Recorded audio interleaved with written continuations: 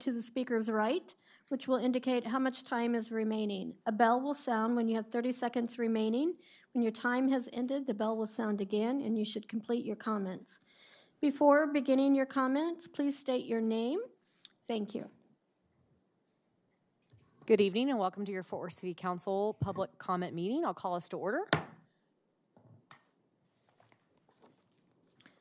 Tonight's invocation will be by Councilmember Carlos Flores. Please rise for the invocation and remain standing for the Pledge of Allegiances. Good evening, Mayor and Council. Tonight, we offer this invocation to bless our council meeting in the spirit of open public dialogue.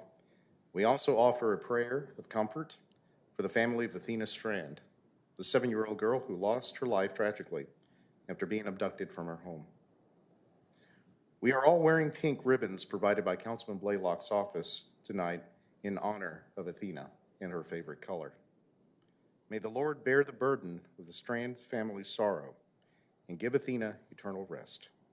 Psalm 34:18 reads, "The Lord is close to the brokenhearted and saves those who are crushed in spirit." In this we pray, amen.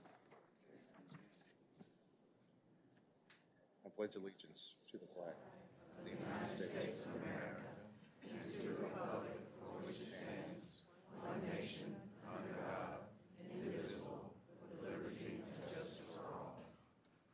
On the Texas flag, I pledge allegiance to thee, Texas, one state, under God, one indivisible.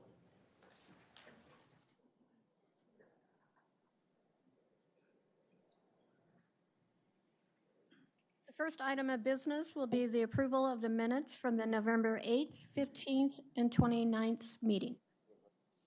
I've got a motion and a second. Any other discussion, council? Please vote.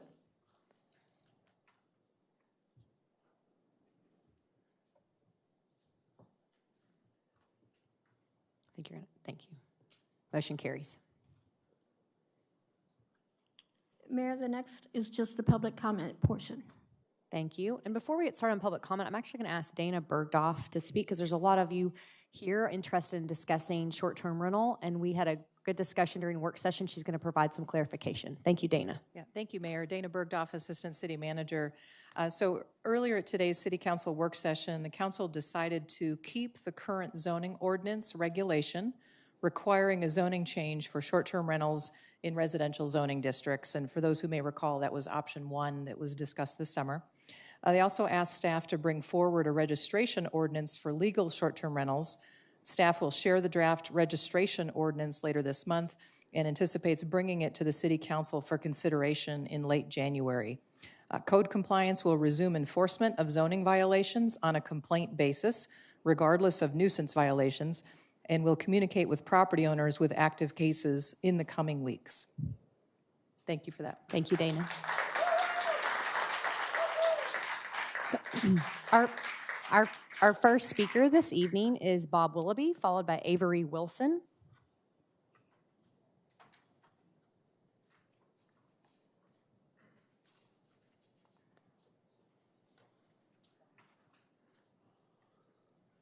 Let me say one thing before you start the video real quick. I am amazed, because usually when you have this big a crowd, you put me last, Maddie. I'm amazed. I appreciate you doing it in order. Go ahead and start the video.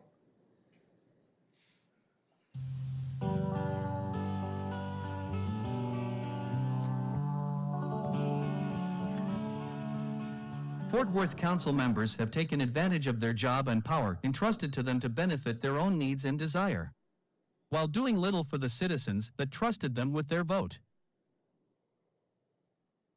Let's Talk Fort Worth has presented a petition for an honorary plaque for the late Thomas Torlin Casey to the Mayor and City Council.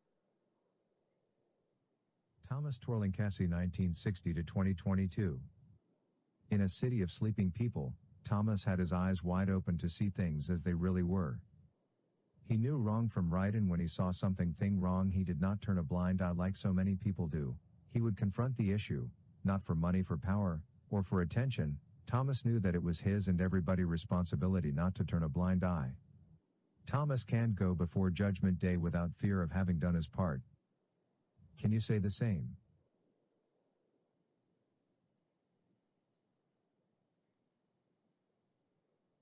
Please get to it. Okay. I'm just trying to I don't know not what be you're trying to do. scolded No. or to be harassed or bullied No by one's members in harassed you. power. No one's harassed you. We're David and you are Delilah. We're done. That's next item. Go ahead. I want to address No, this item. no, you're done. You're done.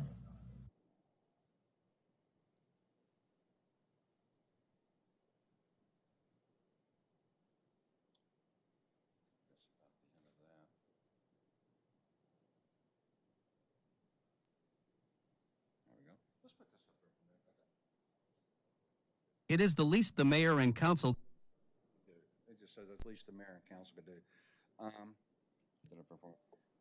Man, there was one more I didn't see on there. I must have missed it or something. I did have a picture of Gina Bibbins' street sign she had put up. She waived all the rights and all that in the second church and put up a street sign and Bibbins' name for her father. I mean, Thomas has done so much for people. I think at the new city hall, we should have someplace, a plaque for him. Y'all probably don't know who he is, but he was down here all the time. He was at the tax board fighting for your taxes. He was there, and I'm really, I really do miss him. Anyway, I don't have any much hope of these people. Did I run out of time? I still got 30 seconds, right? Okay. I really don't have much hope of these people doing a plaque, okay? Since they've been in office here, they've done nothing for us but take away our right to speak, cut down our times, change our meetings, everything to them. They don't do anything for the people. Election's coming up in May. I hope to God we get a real mayor and a city manager, and maybe we can go up at the new place, get a plaque for Thomas Up. If they was to do it, they'd surprise me in them doing something other than for themselves for once. Thank you. And you can contact me here if you want to know more about Thomas or anything else. Thank you. Our next speaker is Avery Wilson, followed by Don Crosby. Ms. Wilson? Avery? Yep. Avery?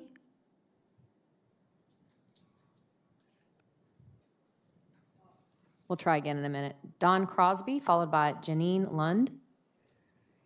Good evening, Council. Mayor, thank you very much for giving me the opportunity to speak. You may remember me in the past. I've come up before you and member of the Fort Worth Short-Term Rental Alliance. No booze and hisses, okay. I wanted to say that that the city currently is not imposing fees on or hard regulations or ordinance violations on long-term rentals. Not every registered, not even those that are even registered within the city, or they're not even registering those in the city. So you're not registering long-term rentals, but we're looking to do short-term rentals. I'm not sure that that's quite fair. And furthermore, if we continue to do things the way that have been proposed today, that it will only be up to large operators like Vacasa, Sonder, Evolve, and Barsala, some of the large operators, large corporations, to do short-term rentals here in the area. Right now, according to your study that was done, there were 60 legal short-term rentals, I believe, according to Ms. Dana. Bergdorf. Ms. Bergdorf, that I think there were 60 legal short-term rentals in the area of 400,000 households. That basically eliminates short-term rentals in this area. And that this will be one of the major cities that will not have that opportunity for people to come and visit and stay anywhere other than cramped hotel spaces. Is that really what we want?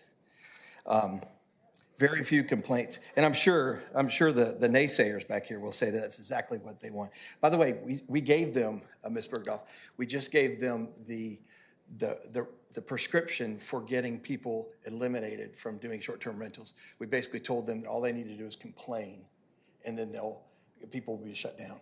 Whether it's a true complaint or not, whether it's simply, I didn't feel comfortable with the people that were next door because they were different, like Brandon had mentioned earlier today in your meeting. Brandon had mentioned that people said that let me use his particular words. What did he say? He said there were very few complaints of nuisances other than, in his word, it's because they are different. When people call those people are different. What does it mean by people that are different? So I have 30 seconds. Okay, great. Why did the city pay for a study that we're going back to the same thing? We've wasted a lot of money, and you know what? It's very important, I think, that we have short-term rentals in our community for people that are coming to visit. People enjoy them, people have them. All of you have used them, every one of you. Probably most of these people out here have used them as well. And I don't really care. I really don't care. Thank you, Mr. Crosby. And they should. Thank you. Our next speaker is Avery Wilson. We're going to go back to Avery on the phone. And then it'll be Janine Lund. No. We're not going to do that. Avery?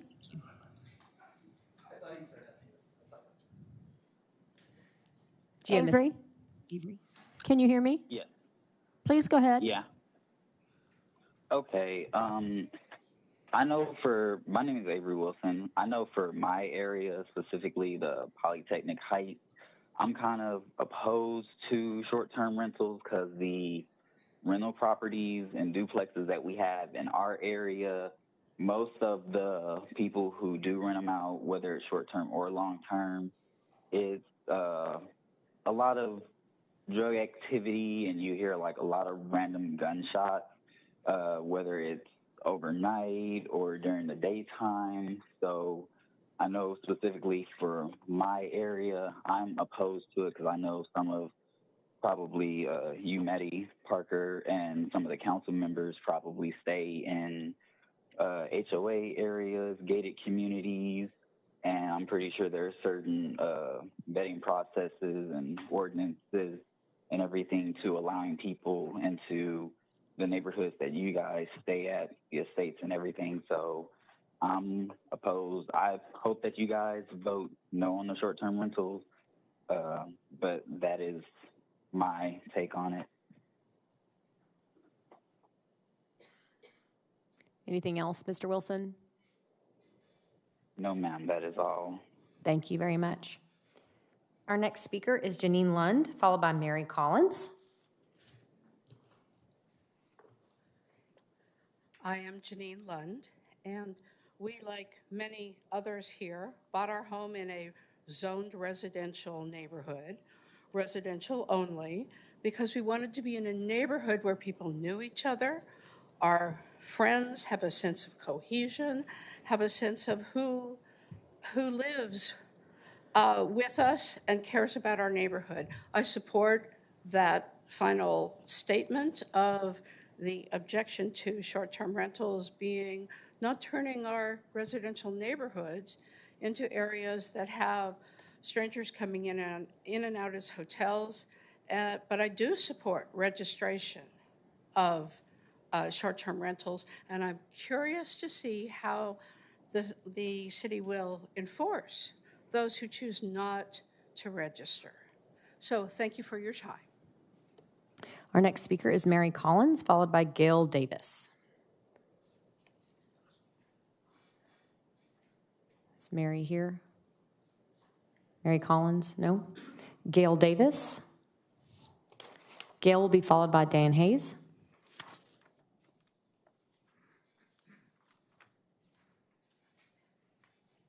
Good evening. My name is Gail Davis.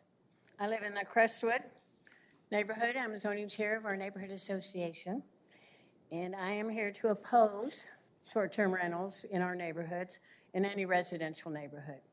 I know I pay a lot of money in residential property taxes. I vote in every single election, in part to ensure that my home isn't threatened by commercial intrusion into the neighborhoods. We've been here many times for that in the past several years. Every single proponent now seeking to operate a short-term rental in the residential zoned area was aware of the zoning when he or she acquired their property. If operating a small hotel is now what they want, they simply should have acquired their property in a zone for hotels in the first place, in a more of a commercial zoned area, not residential. So I'm against that. I did want to say that allowing the short-term rentals in neighborhoods will lower the quality of life for the residents of the neighborhood, the quality of the neighborhood itself. It'll lower the desirability and the property taxes values, I believe. I don't think most people want to live in a residential neighborhood that has like a boarding house next door. Feeling safe and familiar with our neighbors and the sense of community is the American dream of owning a home. And that's the biggest investment most residents make. And I just said, please keep us tax-paying, voting residents in mind when you make your decisions. Thank you for allowing me to speak. Thank you. Our next speaker is Dan Hayes, followed by Chris Clark.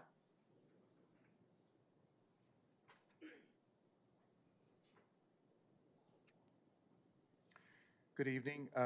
My name's Dan Hayes. I live in Central Meadowbrook. I'm going to alter my proposal since we got the good news a few minutes ago, but I did want to show you a house that is in West Meadowbrook that's so outrageous it got showcased by the Star Telegram and WFAA. It's listed on a website called Zillow Gone Wild. This is the outside of it. The listing in part reads, host the best pool parties or game day parties in town. Think Fort Worth's Ultimate Party House meets the coolest investment property. Until we brought it to the listing agent's attention, that read, think Fort Worth's Ultimate Party House meets Airbnb. It's $745,000, 4 bedrooms, 5 bathrooms, 7,100 square feet, although Tad thinks it's only 2,064. It has a underground wine cellar, 2 master bedrooms, an indoor pool, a hot tub, and many other features not found in a normal middle-class neighborhood. And I promise you, this is just a regular middle-class neighborhood. I can only imagine the parking challenges and the noise the neighbors must endure with a house full of partiers. There's the indoor pool. Here's some of the other rooms.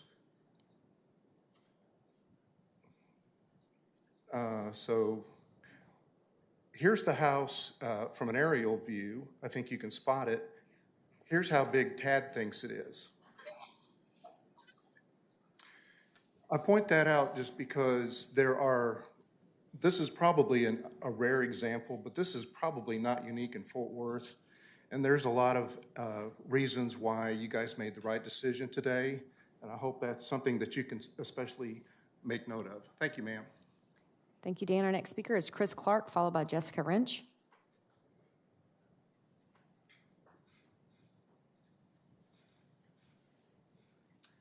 Good evening, Mayor Parker, Councilman Crane, Council. My name is Chris Clark. I live at 4120 Selkirk in Southwest Fort Worth in the Foster Park neighborhood.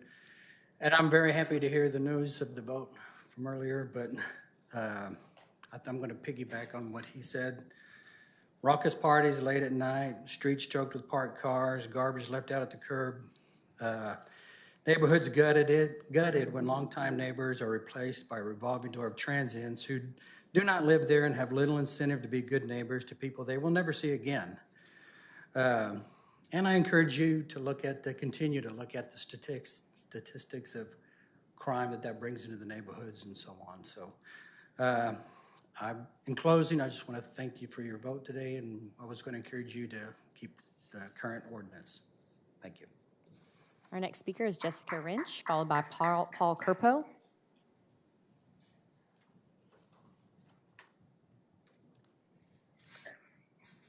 Jessica here? No?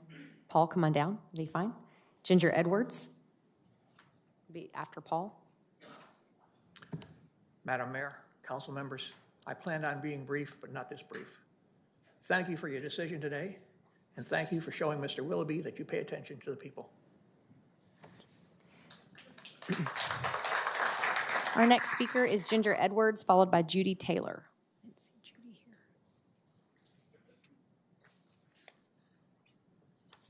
Hello, my name is Ginger Edwards, and my issue is not about your short-term rental, although I do believe it's dangerous. I'm a victim of a former Secret Service agent. His name's Grant Jack, and he was a Dallas district attorney, and he was a big cop in Dallas for a long time, and he was investigated in 2014 for sex abuse scandal, and he was told to turn in his gun and his badge. And when the Texas Rangers investigated his home, videos of me, of an unknowing victim, were confiscated, and he is now and was now a registered sex offender. He has been abusing me for 12 years, and I can't get anywhere with the Fort Worth police, and I'm at my wit's end. I have no more recourse. They've put me into bankruptcy, and I had to visit with Mr. Nettles' assistant today about how they're trying to throw me out into the streets with 2 old service dogs. My husband died on this day about 13 or 14 years ago. Now, I am the sole surviving victim of Mr. Jack. The other women have been killed. I tested positive for lethal amounts of arsenic in 2015. I have proof of it, and I was assaulted by my neighbor who, forgive me, I have no problem with Muslims, but he is a Muslim, and he works for Mr. Jack. I've been assaulted 3 times on the property, 4 times in the neighborhood, and it's the precinct over on Hemp Hill and Rosedale. And I just need for somebody to take a police report and do their job. You know, that's all I'm asking. That's all I'm asking. You know, every right I have has been violated. I pursued legal remedies, and small claims court, the city referred me, told me to redo it in the district court. It has stalled. For some reason, it's stalled. In June, Grant Jack faked his death. He now lives in Oklahoma under his alias, which is John Hamilton, and I just need some relief.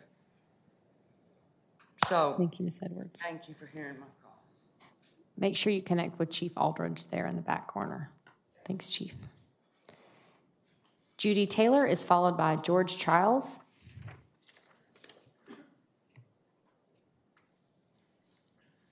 I'm Judy Taylor, president of Hanley Neighborhood Association. My neighborhood is being covered in STRs. It's taking many people away from a home that they could live in with a family and be content at all times instead of just a party time.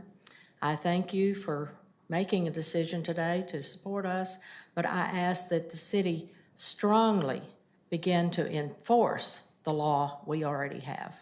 Thank you. We do not need STRs in our family neighborhoods. Thank you. Our next speaker is George Childs, followed by Adrian Smith.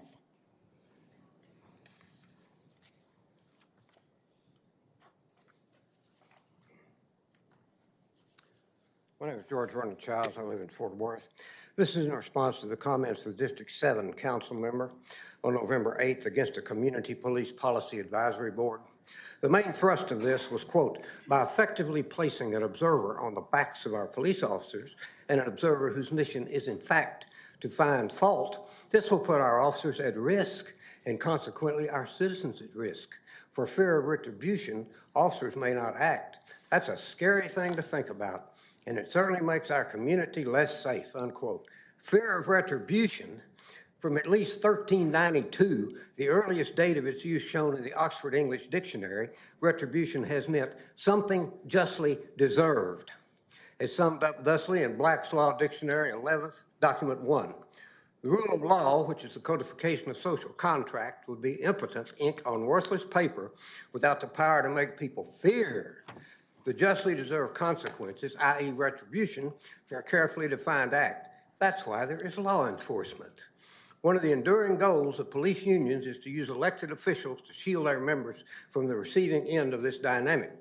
I maintain that what the council member actually finds scary is losing the support of the POA, just as keeping the support of Hillwood caused him to ignore the rules for speakers on June 11th. The council member says internal affairs is all we need. Document 2 shows that a complaining party is, quote, a person making a complaint that he or she was harmed by the officer's alleged misconduct, unquote. Document 3 shows the city of Fort Worth has no definition for harmed in this context. So a fundamental of the rule of law, definition of legal terms, just isn't there. This isn't the case of the foxes guarding the hen house. It is rather the POA foxes who the current meet and capitulate, denying the materials to build a hen house to begin with. And then there's the scary scam. This hooey has been around since rocks were literally cutting-edge technology, and a tribal leader told the members, if you don't believe everything I say and do everything I tell you to do, those subhumans in the next valley will eat your children. Document 4 demonstrates that police unions have utilized the scary scam for at least 30 years. Now they mostly use the elected officials as their guru, Ronald G. DeLorde, terms wildebeests. This is certainly more subtle than the earlier one, since almost anything would be more subtle than using a death's head to make a point. But on the other hand, subtle is just a nice word for sneaky. Our next speaker is Adrian Smith, followed by Rick Herring.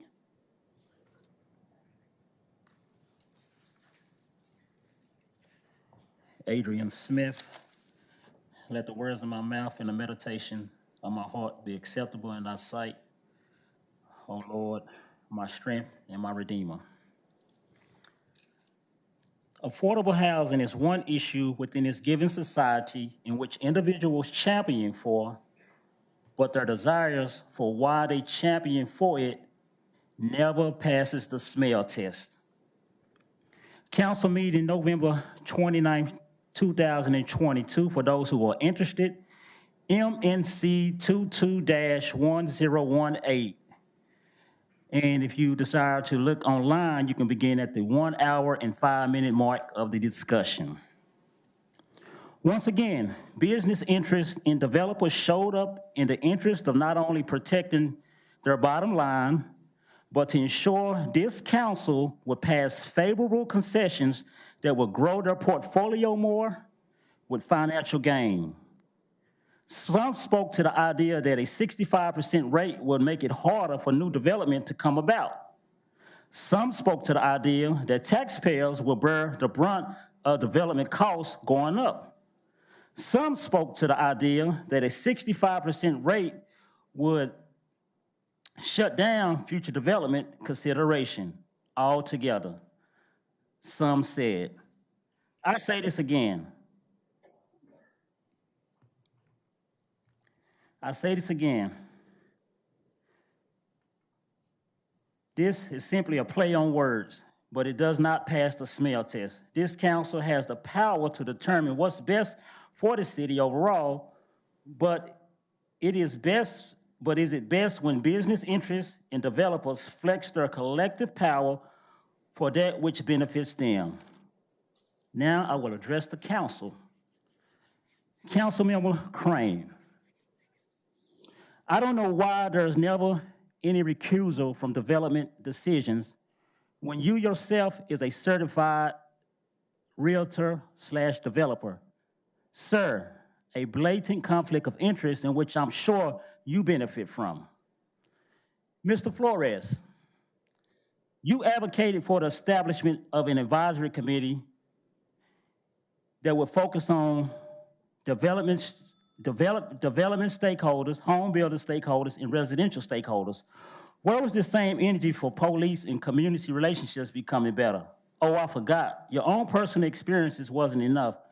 Maybe it was the fact that you didn't give your constituents necessary information so that they could make a collective decision. Ms. Beck, good stewardship is what this council is supposed to be beholden to. We hear what's spoken. Thank you, Mr. Smith. With words, but when would Thank you, Mr. Smith. Our next speaker is Rick Herring, followed by Marian Armstrong.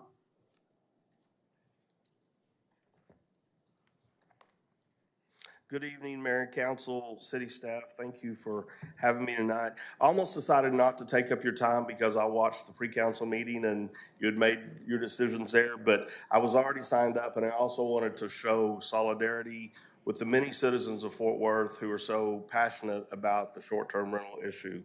And I wholeheartedly agree with the majority of the council, as you discussed today, to keep the current ordinance in place. I think that's the goal that many of us were seeking, so thank you for that.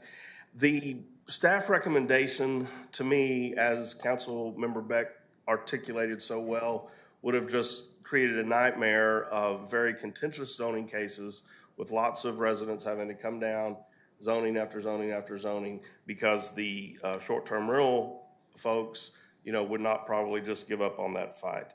So I just didn't see how that could possibly work.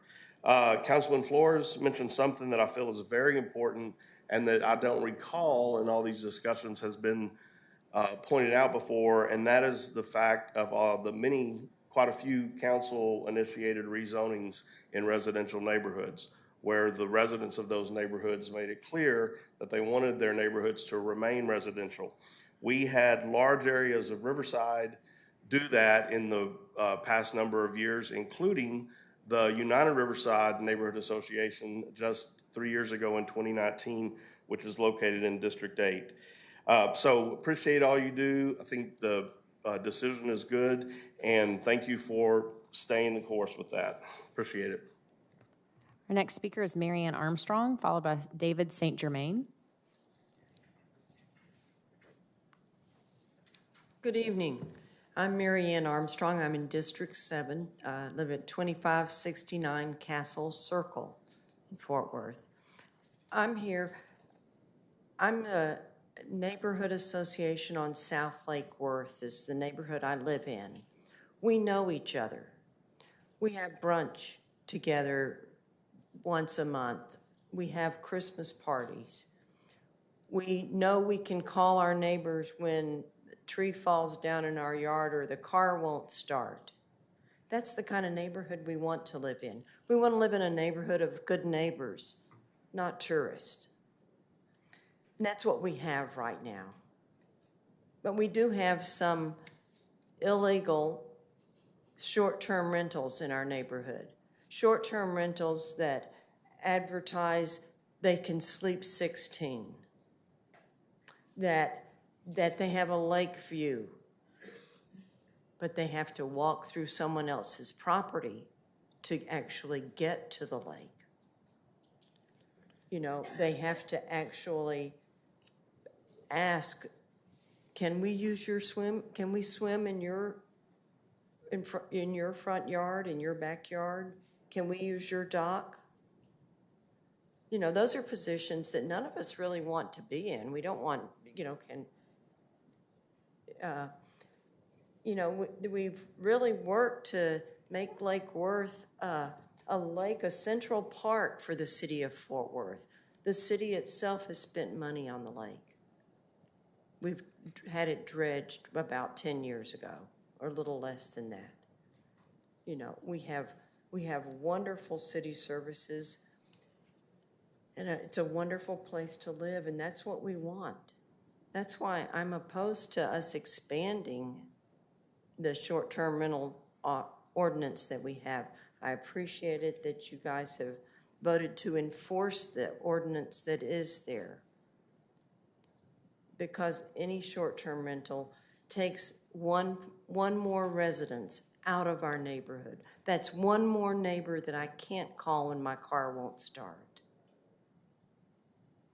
You know, and that's not the kind of neighbors that we want. That's not the kind of neighborhood we want to live in. Thank you very much. Our next speaker is David St. Germain, followed by Bill Schur. Is David here? No? Bill Schur, followed by Marcia Wright.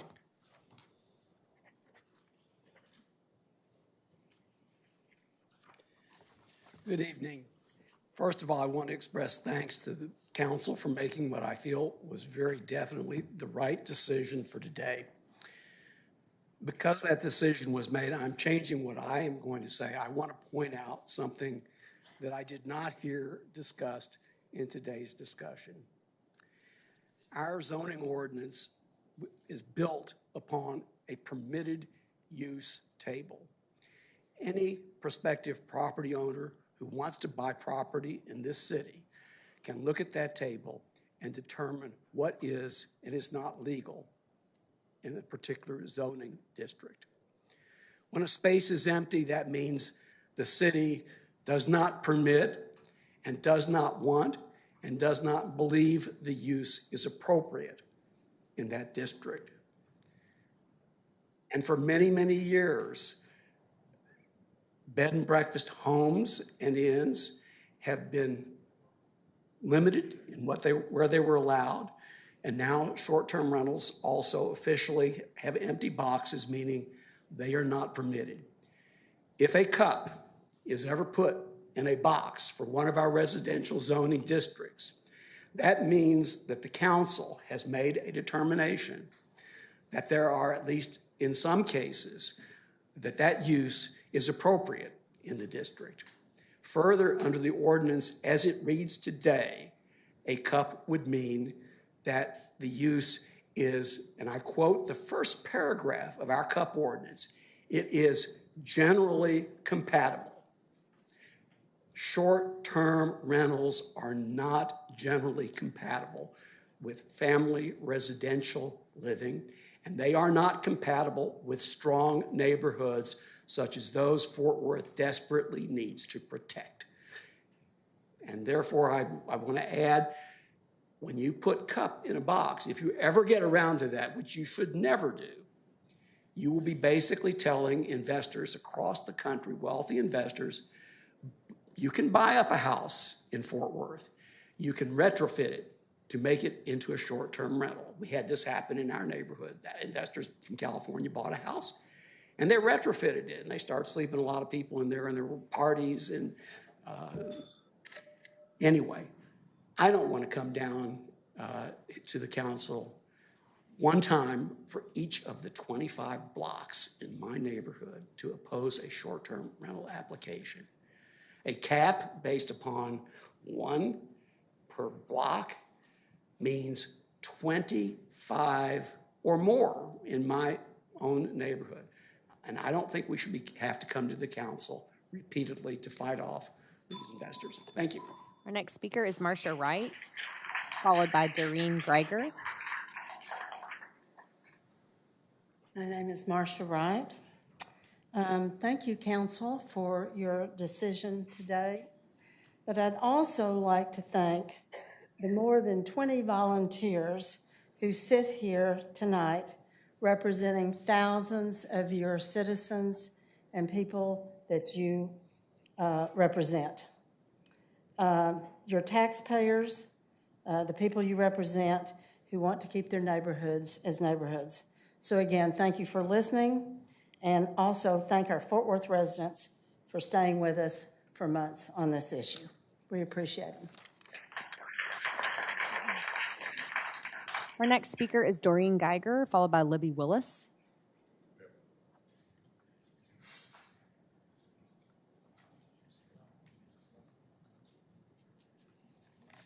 Good evening. My name is Doreen Geiger, and I'm in District 3. Recently, I read several Fort Worth leaders stated that lack of affordable housing is a serious issue in our city. Today, lack of affordable housing means lack of houses for people of many income levels.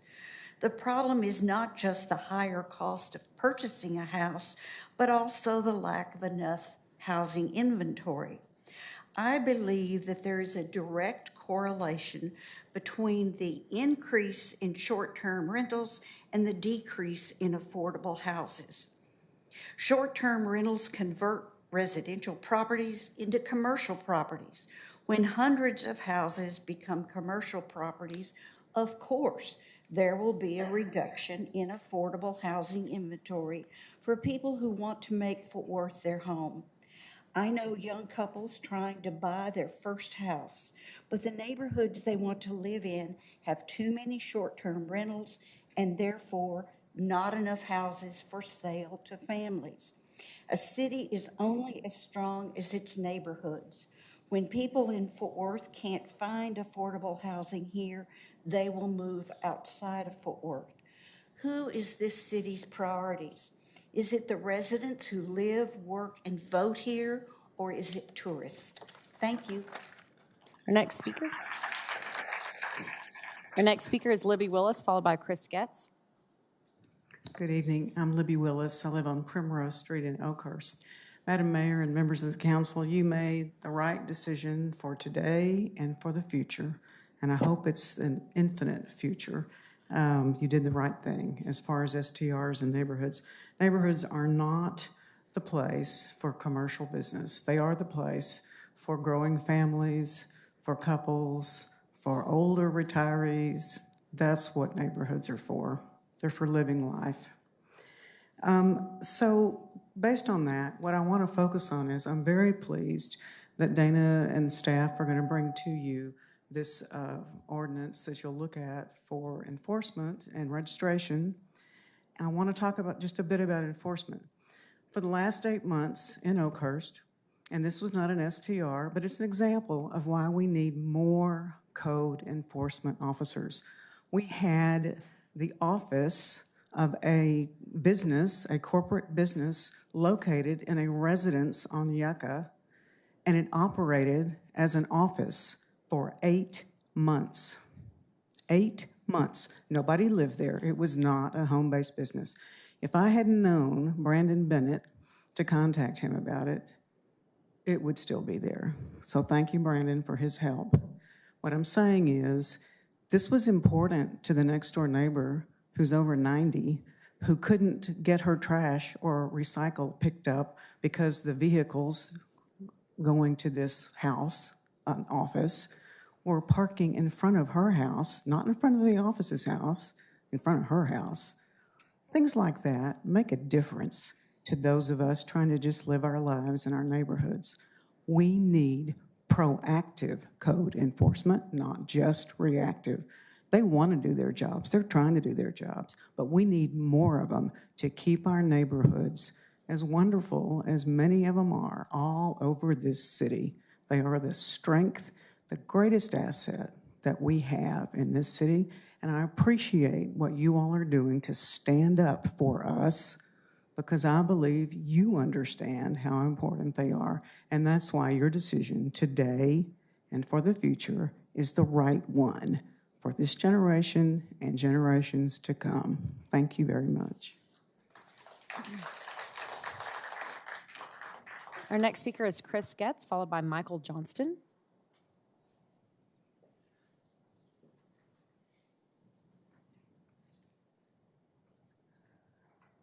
Well, good evening. I made it a rule a long time ago to tell all the police, all of the first responders people, how much I appreciate their service. I'm here to tell you the same thing. I do really appreciate everything y'all do for the city. And I thank these people here tonight. I think if I asked every one of them, we had time, they'd appreciate it too. Thank you. My name's Chris Getz, and I live over in the South Side area off University. And I just wanted to tell Mr. Willoughby that I kind of like cramped hotel rooms myself. It's kind of something I look forward to when we travel. But I can tell you, I wouldn't go to a B&B. I think that's the dumbest thing I ever heard in my life. And I love the way that y'all approach this. With the tell me your name again. Thank you, Dana. The process we went through in the summer, it was great. Y'all weren't here to listen to it. I understand why, but it worked out real well. Short-term, the problem with that is if we have short-term leases, it's going to turn into a long-term nightmare. And I think y'all have approached that in the right way. I know there's probably not one person up here that doesn't want entrepreneurship to work, but not this way. We don't need it that way. Those people need to go somewhere. A good example of it not working well is Houston, Texas. It's a nightmare down there because of their lack of zoning. We don't want that. We don't need it. We want you people to stay focused on what you're doing and continue to do the right thing. And I want you to know we appreciate it. Thank you so much. Thank you, Mr. Getz. Our next speaker is Michael Johnston, followed by Louisa Masters. Hello, everybody. I'm Michael Johnston. I live at 2434 Rogers over in the TCU area. And I can tell you that I am very proud to have lived and been a resident of Fort Worth for the last 43 years. And got out of law school, and the next Monday I was in Fort Worth. And I tell you what makes Fort Worth unique. What makes Fort Worth unique, it's the only major city in Texas, and I know about all the major cities in Texas, I have offices in all of them, that what makes Fort Worth unique is it has viable, affordable, active neighborhoods. Neighborhoods that are protected by the city government, protected through zoning. Chris, who's a friend of mine, we have been involved in a number of individual zoning issues threatening our neighborhoods. And he mentioned Houston. I happen to grow up in Houston. And I know in Houston, there are a lot of short-term rentals, and real short-term, like our short-term rentals.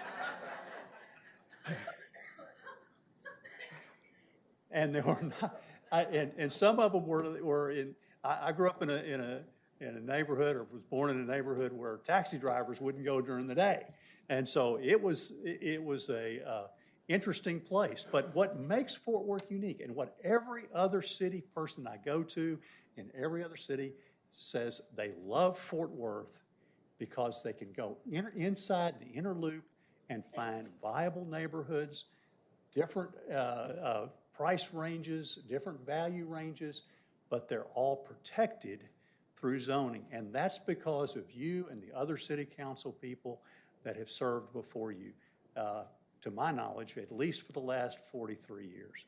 Again, thank you very much. Our next speaker is Louisa Masters, will be followed by Dave Schwartz.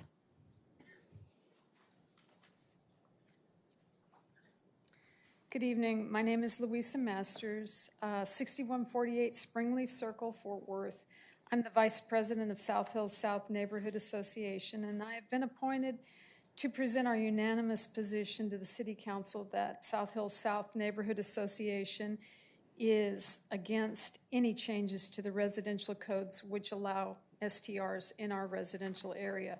Our concerns are much of what has been said here earlier, but the advertisement seems to be geared towards a lot of people packed into one house, and we already have that. We have a lot of neighbors that have multi-generations in their homes, in homes that were built in the 50s and 60s with only one-car driveways, sometimes two-car driveways. Now we have residents that have 6 and 7 cars that belong to their house. And our fear is all we need is a party house advertising it sleeps 16. How many cars is that going to add to our problem already? Our streets are very dangerous to pass through with so many cars. A normal two-way street is only passable one direction. You drive, and then you come to the side and let the next person pass the other direction. That's how bad it is in my neighborhood. And that was our major worry and concern. The rest of this is about how I thought that option number 2 was ill-conceived, but you already figured that out. So thank you very much, and good night. Thank you.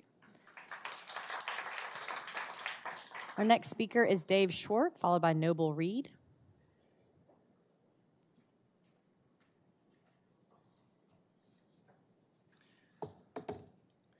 Good evening, Mayor Parker and City Council. My name's Dave Schwartz. I live in Arlington, Texas, and I am a co-founder of the Texas Neighborhood Coalition. Our primary mission is to help communities deal with the problems that short-term rentals inevitably create when they invade residential neighborhoods. I signed up tonight to come and to support the local chapter, and now I find myself thanking you for the decision that you made. Choosing option 1 is in fact the only option that will adequately protect the sanctity of your residential neighborhoods. We work with cities across the state, and everywhere the story is the same, where city officials have failed to step up and take the bull by the horn and protect residential neighborhoods. Short-term rentals have invaded quiet residential neighborhoods in ever-increasing numbers, causing untold misery for the people who live there and who want to live there for the long term. You've heard a number of those stories tonight, and I know you've heard it before. The bottom line is short-term rentals destroy the very fabric of the neighborhood because they destroy the cohesion as people you once knew and trusted are replaced by a total parade of strangers. I live in Arlington, and about 4 years ago, we adopted the approach that is very similar to the one embodied in your ordinance. Certain neighborhoods are off limits, short-term rentals, and I can tell you it has worked. The key is strict enforcement, and we have a track record that has in fact worked with minimal additional staff, but using smart technology to help us locate those who are not operating in areas where they're allowed. So again, we very much appreciate the decision that you've made, and we as a coalition stand ready to help you if we can assist in any way. So thank you very much.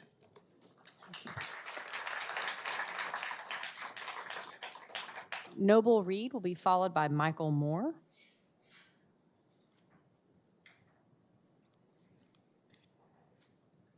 Good afternoon. My name is Noble Reed, and I'm the president of the Greenway Neighborhood Association. And I've been down here before on this, and I guess I'm one of those 20 that with the little problem. But, you know, I'm in District 8, but I don't live in the South Side. I live in a little community that exists with approximately 185 homes. Only one of them is a multi-dwelling. Only approximately 8 are rentals that I'm aware of. However, one of those is a short-term rental owned by an individual in the state of Washington. Now, we have no commercial businesses nor entertainment businesses in our neighborhood. So I'm confused as to why anyone would put a short-term rental there. And I would like to ask that you continue to resist the temptation of letting short-term rentals, whether it be homegrown, individuals owned, or those that are owned by people on the outside. So in the interim, please continue against this. Thank you. Our next speaker is Michael Moore, followed by Pam Hudson. Mayor, council, in the interest of time, my point's been made, so I will pass my time. Thank you, Pastor Moore. Sign up to speak and so on. Yes, sir. Thank you, Pastor Moore. Our next speaker is Pam Hudson, followed by Jim DeLong.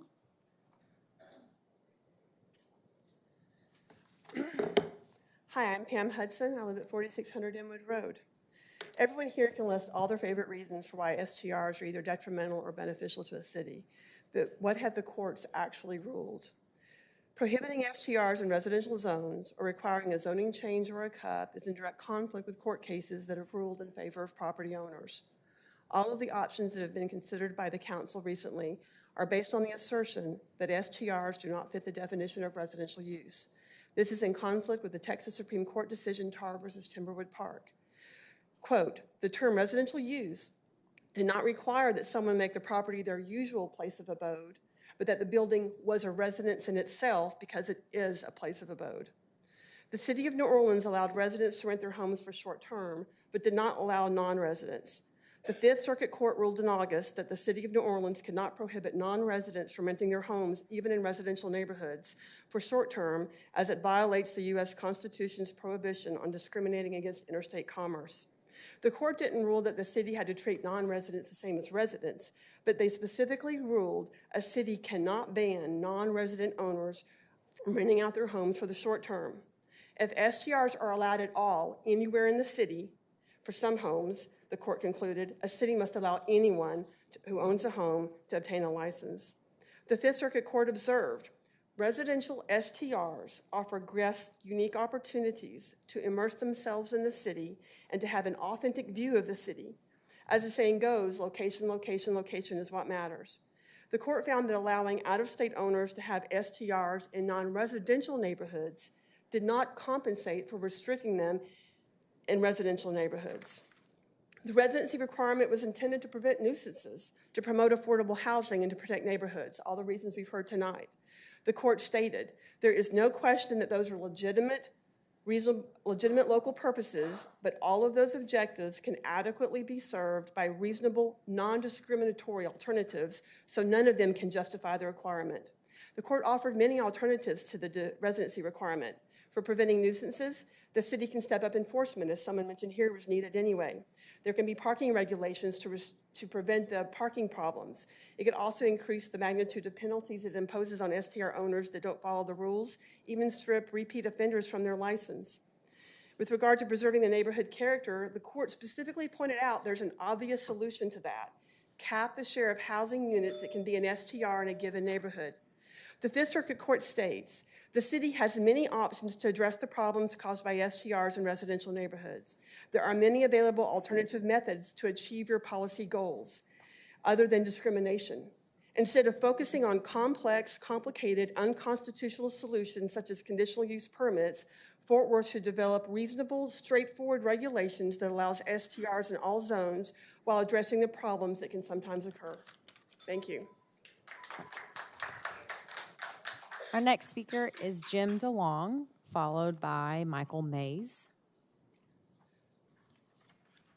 Good evening, I'm Jim DeLong. To some people's surprise, I'm not here to talk about single or what STRs or whatever they're called. I used to be a musician. I love music and I love hearing people that have talent. And recently I've gotten stuck on watching YouTube's America's Got Talent and all those kind of programs.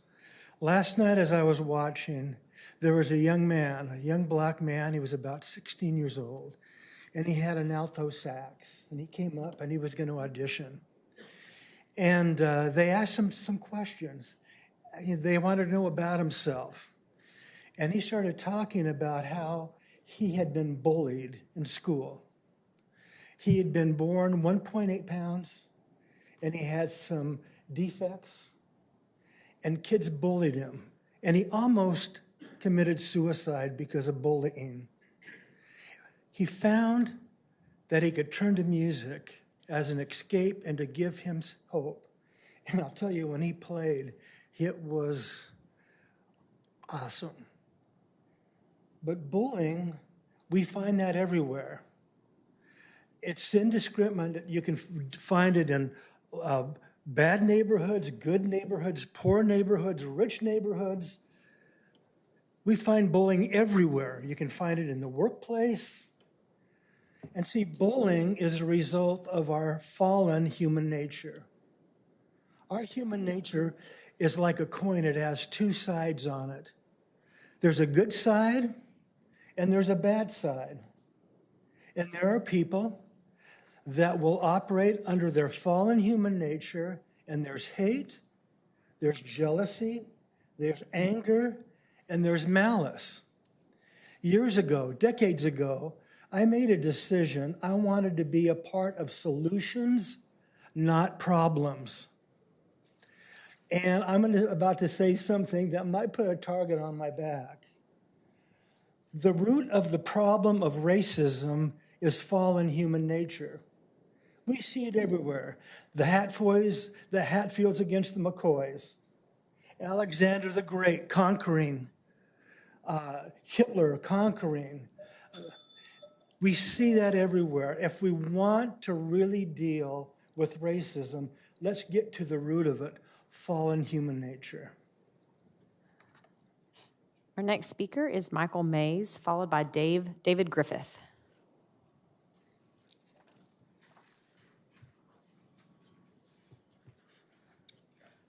Good evening, Mayor, Council, staff. My name is Michael Mays. I am a licensed local real estate agent. I own a local brokerage, and we operate and manage rentals, long-term rentals in Fort Worth and North Texas. We also help other owners that have short-term rentals here in North Texas. You have never heard my name or our company's name involved with any of the complaints that have been voiced here tonight around short-term rentals, even though for many years, myself and other team members have been helping with that management. There is a misconception, I believe, with short-term rentals in that many people think that they are only vacation rentals. I would share with you the reasons people have stayed in the short-term rentals that we manage. They are, in many cases, people that are in Fort Worth that are dealing with doctor's visits, or they're elderly that are coming here for graduations. They don't want to stay in a hotel. They may have children, they may have pets, and those hotels don't always even allow that. Here in this great city of Fort Worth, we also have what's called the stock show. People come here and they actually rent short-term rentals for the stock show as well. You heard it voiced a couple minutes ago, Tar versus Timberwood, where the Texas Supreme Court has reinforced that short-term rentals by a homeowner is a residential situation, not a commercial one. This and our focus as Texans overall on maintaining property rights for all individuals should not be infringed upon, though reasonable expectations should occur. I would agree with some of the people that have spoken here tonight about some of the problems that have happened with short-term rentals.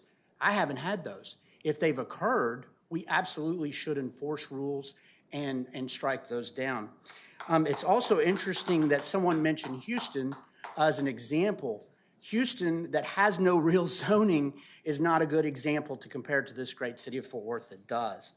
However, San Antonio, another sister city of ours, has implemented short-term rentals across the board. Yes, they have restrictions, they have rules. They also have enforcement.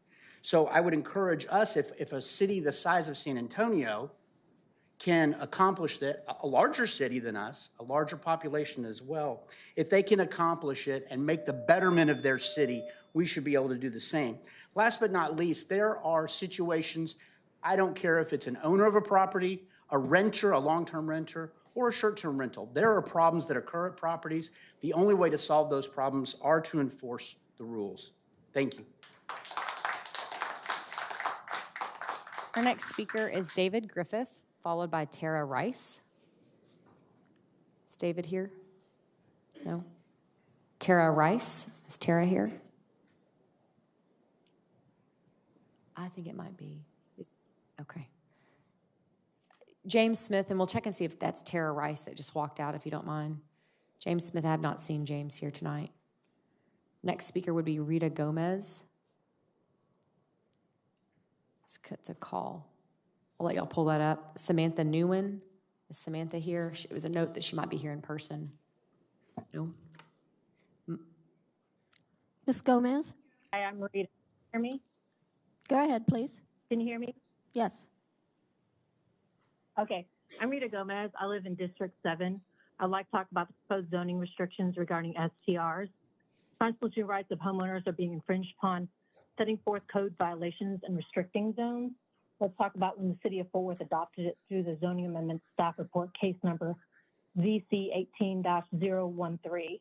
This is an informal report which then adopted and then you all made changes to. Proposed Chapter 9 definitions to add definitions for event center or rental hall, short-term rental, and indoor amusement, and revise the definition for transient and short-term residents. Amendment 2018 number 23110-02. 2018, the City of Fort Worth regulated the ability through amendments allowing by zoning code. Problem with this approach is that the regulation of short-term rentals does not fall within the scope of local zoning authority. The reason is that the key characteristics of local zoning power on the long established principle that zones deal with land use, not the owner, operator, or occupant of the land. Zoning inherently pertains to land rather than the landowner. Zoning regulations of STR violates this fundamental principle, and it focuses not on the use of the land, but the form of one's interest in the property, owner or renter, and the duration of the occupancy, short versus long-term.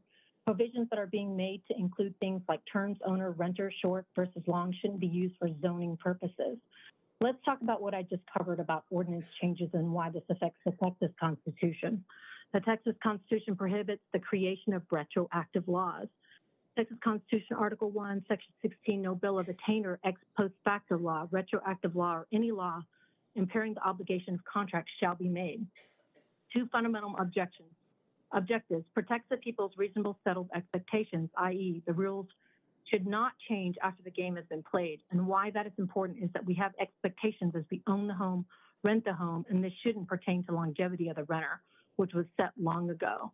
We have reasonable expectations of being a homeowner. And two, it protects against abuses of legislative power, Robin versus Crown Cork and Seal Company, Inc. We have the right to privacy, and assembly ban on short-term rentals violate spaciously and applied constitutional rights to privacy, freedom of assembly and association, due course of law, equal protection, and freedom from unwarranted searches. When a code violation officer comes repeatedly to a home just to check if another guest is there over and over again for the same reason, is a violation to a homeowner's right to assemble.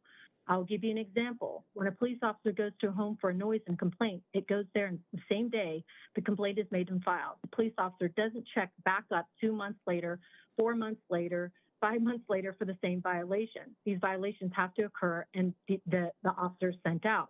These code compliance officers are violating homeowners' rights. Think about it. They just come willy-nilly just because a complaint has been made. Thank you, Ms. Gomez. Our next speaker is Tara Rice, followed by Samantha Newman. If Samantha's here.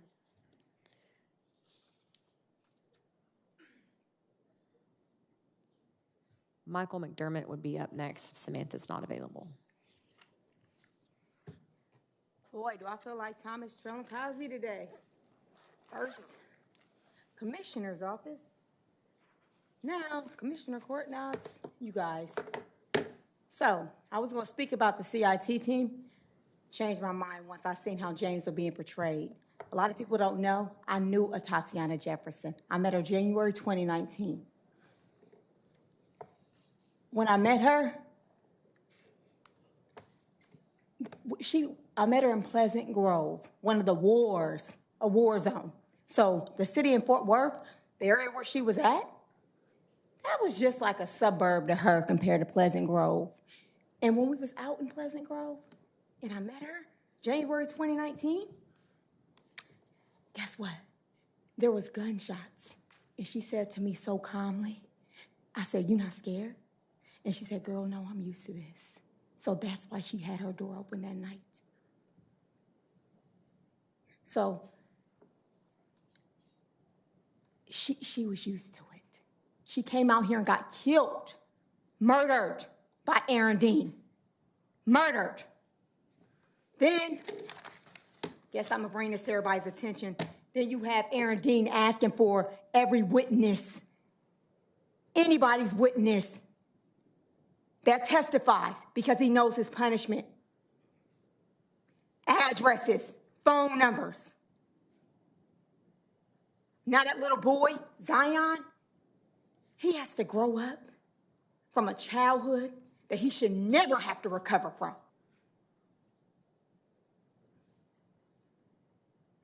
Your officers are corrupt. And this is proven facts. They are corrupt. They operate like a gang. So if any of these witnesses die, blame it on Fort Worth PD.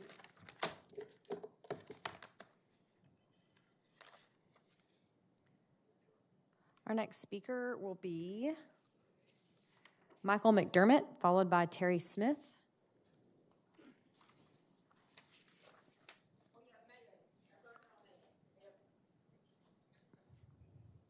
Hello, my name is Michael McDermott, and I live in the Fairmount District, Fairmount neighborhood at 1831 Fairmount Avenue.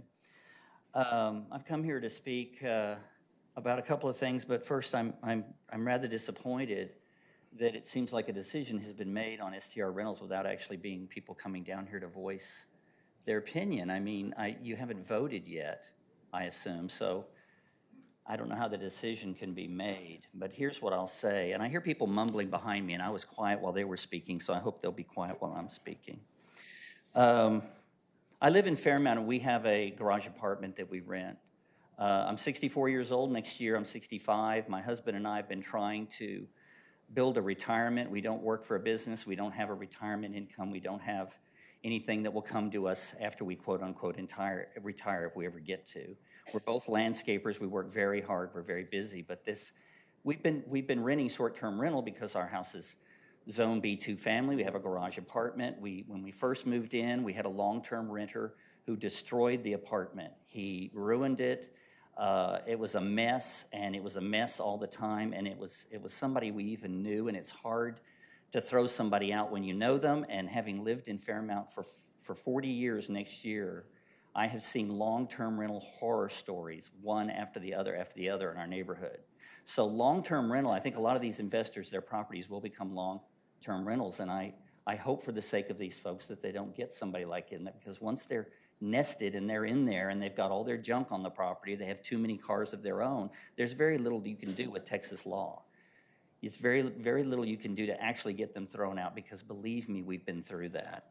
I wanted to tell you real quickly why the people come to Fairmount and the area where they stay. First of all, we're a very tight-knit neighborhood association. I'll ask Elizabeth Beck. I don't believe our neighborhood associations come out against STRs, and we have a lot of them in the neighborhood, and they're all very well run with very few complaints. So I can't speak to what these people have experienced, but I know from Brandon Bennett's testimony or his remarks before you that there have been very few legitimate complaints compared to how many STRs there are. Also, there are, I think, after your study, only 800 plus STRs that your professional group found in Fort Worth out of 400,000 residences. Is that correct? I may be incorrect on that. But the people come to stay. They come to TCU games. They come for funerals. They come for their kids' activities at TCU for everything that happens at a college, all your different college activities. They come for the hospital. We've had people stay there. They don't want to stay in a hotel for a week. If they have a sick person in the hospital, they have to be near. They want to stay in an STR where they want to stay at somewhere where they have some space. Thank you, Mr. Thank you McDermott. for the opportunity to speak. I appreciate it. Our next speaker is Terry Smith, who will be followed by Cheryl Austin. Hi, I'm Terry Smith. I know that when I go out of town, I look for a short-term rental to keep my daughter, my granddaughter, her husband. We don't want to all be crammed into a hotel room or 2 hotel rooms. We want to be able to hear that baby cry in the morning. No, not really, but anyway. I also, if I was traveling for business, I would want a place to cook my meals so I didn't have to eat every meal out. And there are people in Fort Worth who have had fires in their house, have mold in their house, that are remodeling their house, and they need somewhere short-term to stay to take care of those problems that they had in their original house. And just so you know, short-term and long-term rentals are both rentals. The only difference is the time stay. Maybe not the only difference, but that is one of the differences. And a short-term owner allows the owner to pay the huge tax increase. I got a tax increase of $70,000 on one property and $100,000 on another. If I took that property tax that I had to pay now and gave it to my tenants, it would be like a 40% increase to them.